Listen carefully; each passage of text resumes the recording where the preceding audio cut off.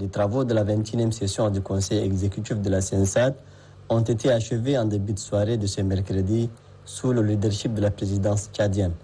Après examen des projets soumis aux discussions, le Conseil a adopté le budget 2022-2026 et le plan d'action prioritaire pour la mobilisation des fonds, ainsi que de plusieurs thématiques inscrites à l'ordre du jour.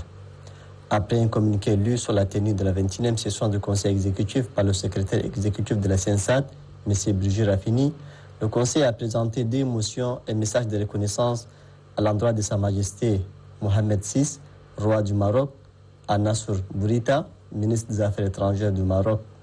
Et un hommage particulier a été rendu au fait maréchal du Tchad, Idriss Déby Itno, l'un des pères fondateurs de la CNSAD. La session a noté que ce retour progressif à la normalité est dû à l'implication personnelle de feu le maréchal du Tchad, Idriss Déby Itno, à qui elle a rendu hommage à titre posthume à travers un message de reconnaissance.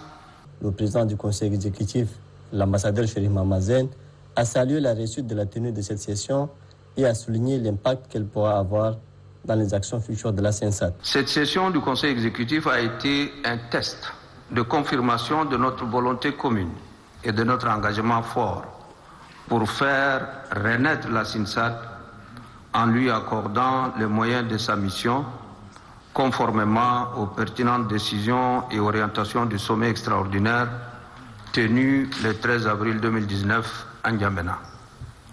Cette rencontre de Rabat permet sans nul doute d'envisager le futur de notre organisation commune sous l'angle de l'action et de l'efficacité.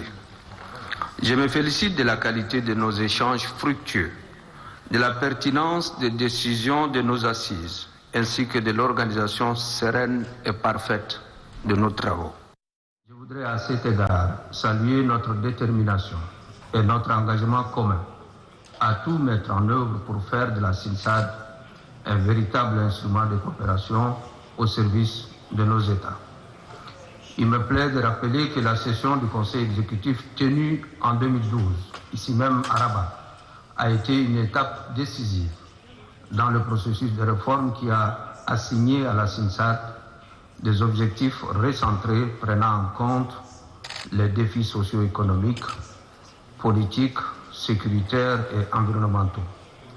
Je tiens à saluer cet engagement fort et constant du Royaume du Maroc pour la construction et le renforcement de la CNSAD.